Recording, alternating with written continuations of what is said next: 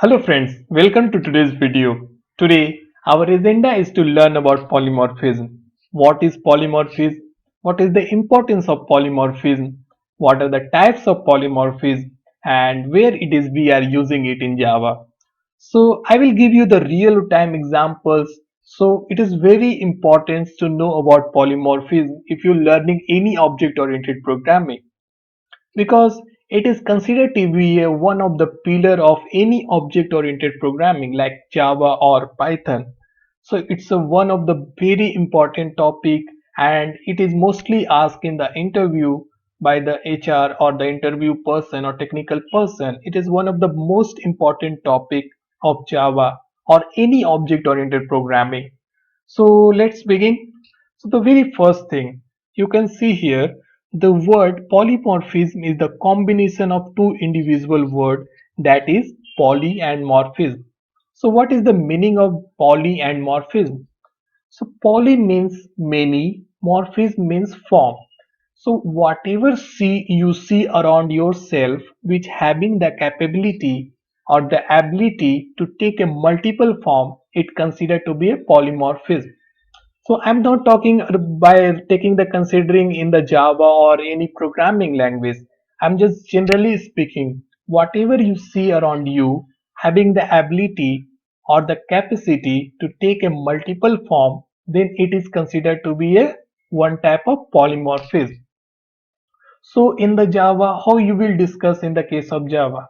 In the Java, we have the methods. So method has the ability to take a multiple form. So then it become a case of polymorphism. Now let's come down here. You see, in the Java, the method or the function which takes the multiple form is called polymorphism. You might ask, what is the meaning of multiple form? So multiple form is nothing like you consider one class which contain a same method, but there are more than one method with the same name, but both the methods are accepting the different parameters or the different data type of the parameters they are accepting. So and when we are trying to call this method, it's completely depend upon what data type we are passing, what is the data type of that value we are passing when we are calling that method. So depend on that argument, that method or the implementation or the definition which is written in the class will get executed. So let's see how it works. I will give you the example. Consider this example.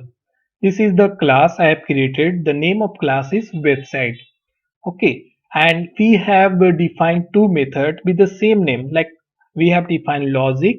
Both are same name, but see here, both are accepting the same number of parameters. But see, the data type of the first method is string. First argument is string, and the second argument is int. But here the data type is long for the first argument, and the for second argument is int. So you can see the data type is changing in both the methods. So once we come here in the main class or where we are declared the main method, inside that I have created one object with this line.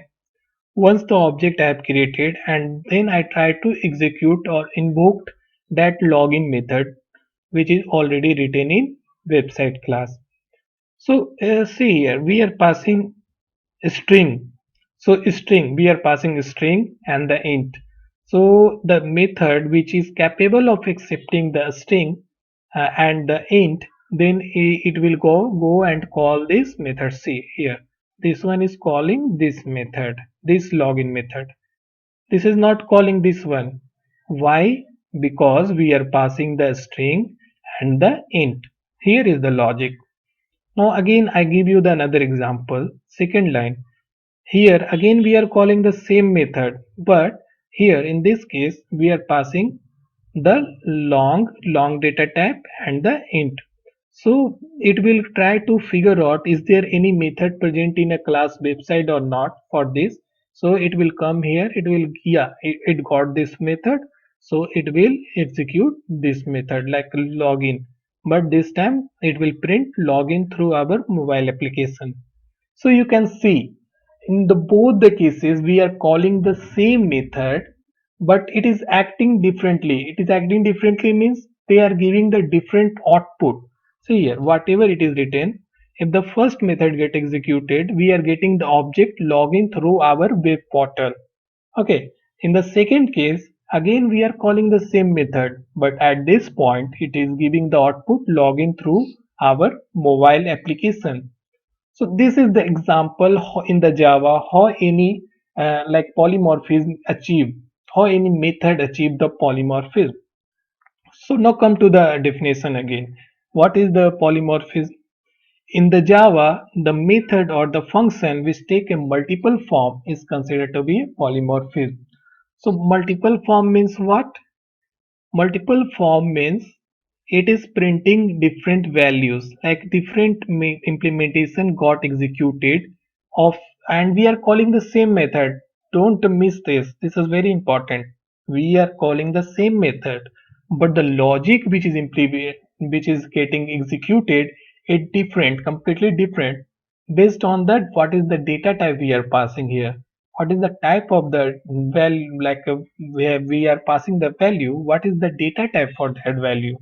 So that is the case. This is the example how it works. Now there's another aspect of multiple form. We can say another aspect means what? We can also define like anything like a polymorphism in the Java, the method having sometime ability to behave differently based on the which object it is acting upon. If I give you the real world example, then consider that we are the human.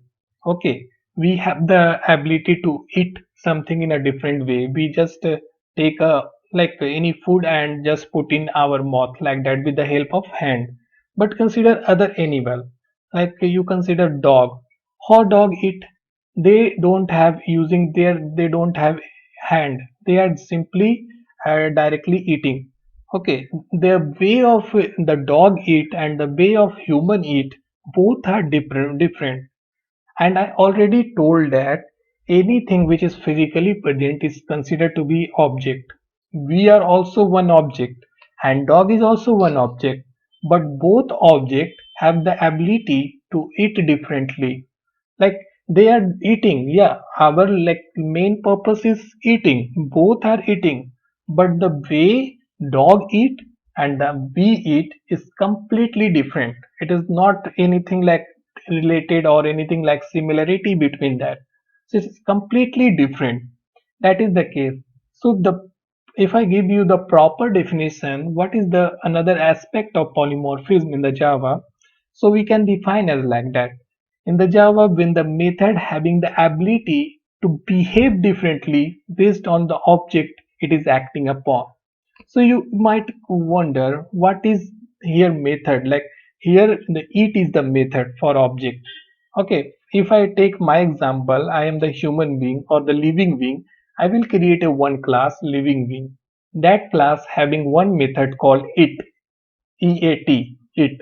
So living being, and I consider one another class like a dog that is also having the it method. So both method having like name is same, but the way it is using it, like if the dog eat, the way dog will eat, it is completely different from the human. So that's why come here, I will give you the one example. Multiple form also refer to the ability of method to behave differently based on the object it is acting upon. You see, it is also referred to the like the ability of the method to behave differently. On it is like in which object it is acting, that method is acting is completely vary. Okay, so we will look in the example. First, I have created a one class called living being. Generic class. It is a generic class which consists of one method eat. Hmm. And here the implementation is that eating, like it will print eating once this method get executed. Now I have created another class co. Let's give the example of co. Okay, co. Co. So co extends the living being. Extends means inherited. So it is inherited means the it method also come here in this class, but here we are doing the overriding, like, so we got that it method, but I want to change the implementation, like its definition. So here I have written system dot hot dot println, and inside that we are passing the way its, so it will print the different statement. It will not print only eating. It will print the way it. That is the important point. Now come to the another class I have created, dog. Dog also extend the living being. Means dog is also inherited the living being class. So it method will also come here and it will print the way dog eat. The way dog eat. It will print the way dog eat. So these two classes I have created, and these two classes, cow and the dog, is considered to be a child class of living being class, because in the inheritance it is basically the case of inheritance. So now this is the case, and since it is the inherited, the method also present in the superclass or the like parent class also get like inherited to the child class. You can see here in the call also that it come in the dog, again it come. It EAT it method is coming here. So but their printing is different. Whatever the output we are getting in the console screen, it is completely different based on the which object or the which class we are calling at. If we are calling call, then it will print the way call it. Similarly for the dog. Now come to the another one class I have created. That is the name I have given main. What is the main class? Main class, the public static void main method. And you already know. If you don't know, then you understand this. This method is the method from where execution of any Java program start. So what does it mean? When you written a line of code and if you click on the run button or if you run that .java file, so always the execution will start from main method. Like whatever you written in the main method means what? Public static void main. So whatever you written inside the main method, it will get executed. So now look into the first line. What I have written? I have created a one object of core. See, I have created an object of core, but the address of that object is storing in the living being call, like living being, like in the object reference is of class living being. See, it is not a object reference of class core, because I can use it like this because we are like implemented a concept of inheritance. In inheritance, we can use the object reference or the variable which can store the address, of child class. Okay, so that is the case. Here the child class is core. It is storing the address of child class. Similarly, dog is also a child class of living being. So in the second line, I have created the object of this dog, and it is also pointing like as the address is storing by the living being class. Living being class. All right. Now, once I created a object, now I want to call the method like it method, which is already declared or present in the core class, dog class, and living being class. So, how to call any method in Java? We have to call on the with the use of dot operator. So this, see here, it is the dot operator, but before the dot operator, we have to give the object reference. Okay, this thing is called object reference. Object reference is what? The reference or the variable which store the address of any object. That is object reference. So here we have two object reference. One object reference is storing the address of core object. Another object reference is storing the address of dog object. So we have two object reference here. When we are trying to call the it method based on the object reference of core, okay, based on the object reference of core, then the method which is present in the call class will get executed and we will get the output the way call it. Alright. But when we call the method on the object reference of dog class, then it will execute this. It will come here and it will go inside that and it will execute this method of dog class, and it will print the way dog eat. See, it will print the way dog eat. Okay, that is the thing. So this is the case. We are calling the same method eat, but the output we are getting it is completely different. We are getting completely different output, and it is completely based on the which object we are calling at. Like the object reference is pointing to which object. In the according to that we are getting the object. Now revise recall the definition. This is the definition, like multiple forms. Like what is the multiple form refers to the another concept, like aspect of the this one polymorphism.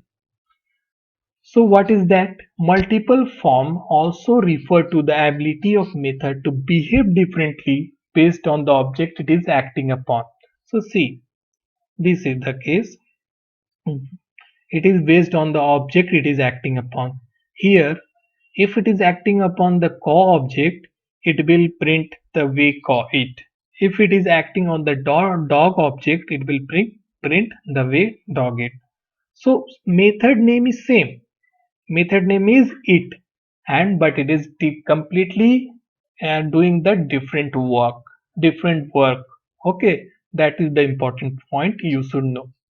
Now come to the another important thing is that the polymorphism is of two types: compile time polymorphism as well as runtime polymorphism. So what is the meaning of compile time polymorphism? I already explained you the example.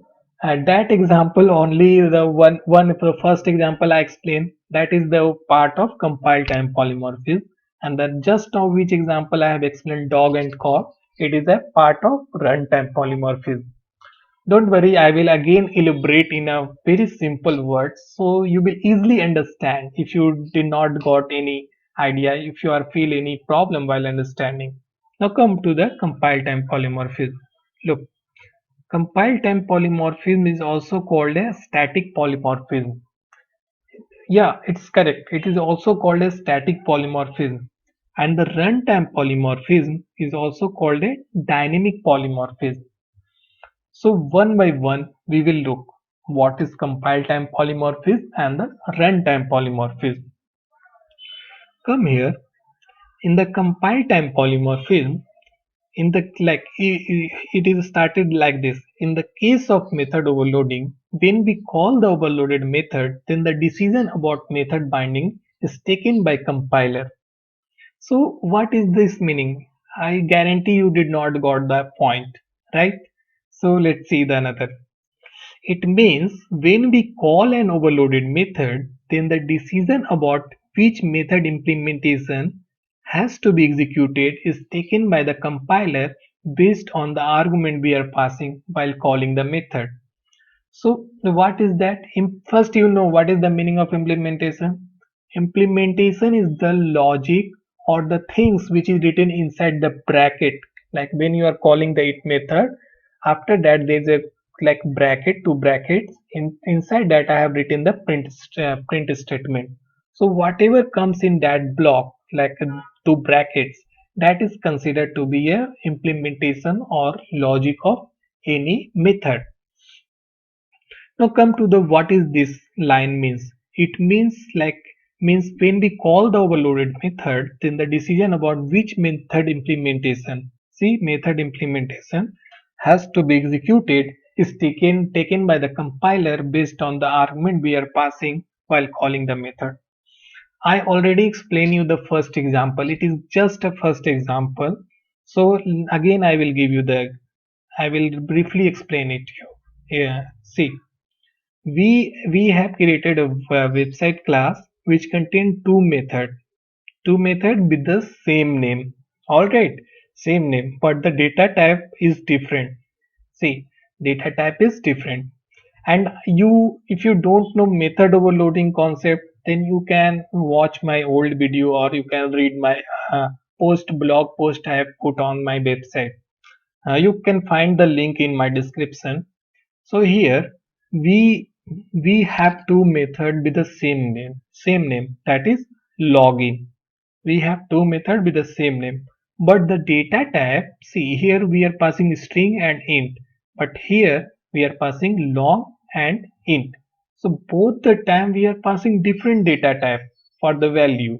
So it is a one type of method overloading. We achieve the method overloading. So in the simple word, what is the method overloading? In the class, when we have more than one method with the same name, but the signature is different. Okay, so then it becomes the case of method overloading. So what is the meaning of signature? Signature means this like data type. The data type we are passing is different. Here we are passing different. Both are not same. If both are same like a string, and here also we are pass int, and in the second method also if we pass the string and int, then it become the duplicate method. It is not a case of method overloading. So it should be different, like it should be different. All right. And the another aspect is also there, another two more point is there which come into the signature. What is the meaning of signature? So that thing I already explained in a different video, or you can check out my articles or the blog post of method overloading. You will get some idea. Now come to the another important points here. uh, See what we have written here. In the case of method overloading, when we call the overloaded method, then the decision about method binding is taken by the compiler. One more word is there, method binding. It is like you are calling some method, you have written one line of code for calling the method. That call line will get to connected with some definition of that method. So this is called method binding. For example, this thing you are calling the login method. So this login method will get and attach with this first method. So this is the method binding. No, this is the another part, but let's focus on our main agenda. What is the compile time polymorphism? See, in the compile time polymorphism, when we call the overloaded method, then the decision about which method implementation has to be executed is taken by compiler based on the argument we are passing. So see in this example, we have the website class, we have the two login methods, but the data type accepting is completely different. Okay, so now in the main class we have created the object for this class website, and now we are calling this method. But see here, we are passing the argument data type is different. Here we are passing a string and int, but here we are passing a long and int. So it is completely depend upon which what are the data type here. So it depend upon the data type, and that it will directly come here and bind up with this first method because it is capable of accepting the string and int data type. So this will get attached with this. So this is the arguments we are passing, and it will directly go and link up with this method. Second one is go and link up with the second method, right? This is the calling statement we generally speak in the technical terms. This line, these two lines is the calling statement, okay, for any method. So this is the I have written here.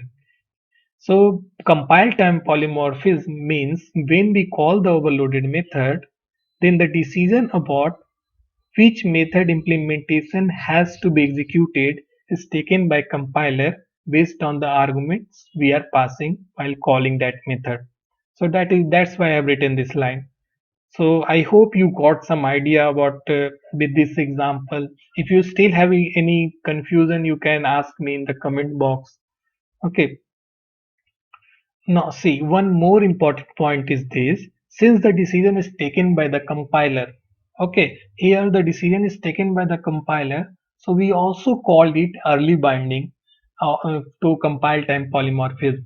Compile time polymorphism is also called a early binding, or we can say it is a static binding, because decision is taken by the compiler at a starting only, and that decision is not gonna be changed in the future. Even you create some object, that is not gonna be changed because it completely depend on in what are the arguments you are passing. It's completely depend on that.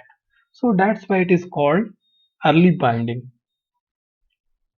Another important point, that's why I mentioned here in the Java, compile time polymorphism can achieve with the help of method overloading. Why I have written? Because you see, we have the two method with the same name, but the data type it is accepting is completely different. So that's why I've written a compile time polymorphism can be achieved with help of method overloading. Similarly, if you want to more understanding, just go to this my website and try to read out this. I have completely explained in a detailed way how compile time polymorphism can be achieved with method overloading. I explained it in a very detailed way. And I explained the important points about that. Now come to the runtime polymorphism. What is runtime polymorphism? This point I already explained with the example like cow and dog example. Runtime polymorphism, it means that when more than one class having the same method, but the definition or the logic written inside the method block is changing according to the class. What does means?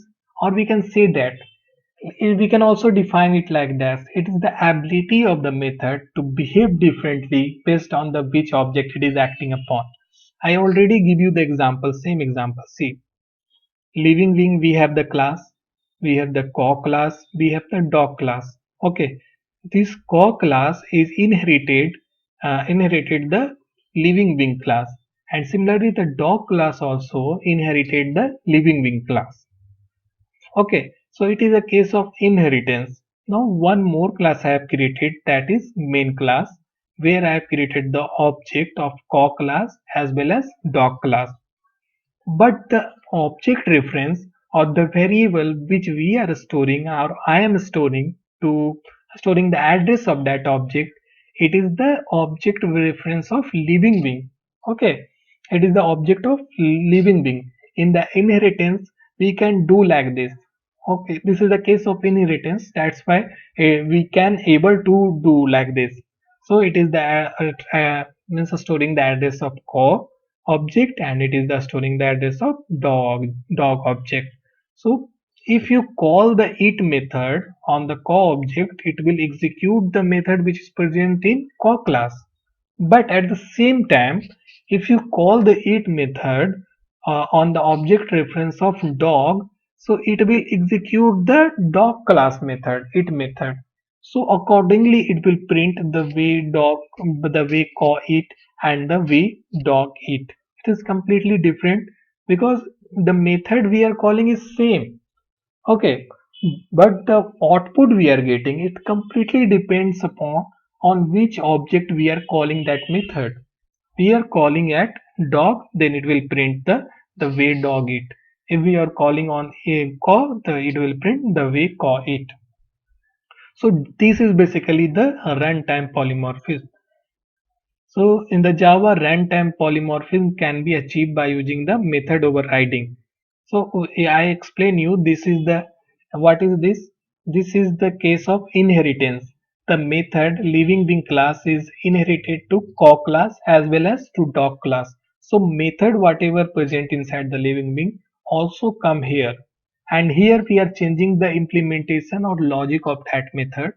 Logic means what? Whatever we written inside the bracket, we are changing it. That is the implementation. So this is nothing but this is called method overriding. This is the method overriding. And if you want to learn more, I completely explain in this article how the runtime polymorphism can be achieved using the method overriding. Overriding. You can read it, and if you have any confusion or like queries, then please let me know in the comment box or in that my blog comment box. So I have to explain it in a detail, everything like why runtime polymorphism is also called a dynamic polymorphism. I will give you the real idea why it is called. Because object, see, we are here, we are creating a one object and we are calling the method. So object, when the object is getting create, it is create at the runtime, and who is creating that object? Any object in Java? JVM. JVM is the thing which is going to create any object in the Java, and it will always be the runtime, not at the earlier like compile time. Object is only created at the runtime, so that's why it is called runtime polymorphism. If you want to know, then please read it dot. So many things I have written here in a very detailed way. You will understand easily. Like in a simple words, I have written all these things. So yeah, this is all what are the importance about runtime polymorphism. Everything I have explained here. You have to read it out once. So that's all, guys. I tried to explain in a like very better way. If you have any queries, then please feel free to ask in the comment box. I will give you the reply to each and every of you. So thank you so much for watching this video. I hope you might got a chance to learn something different. So thank you so much.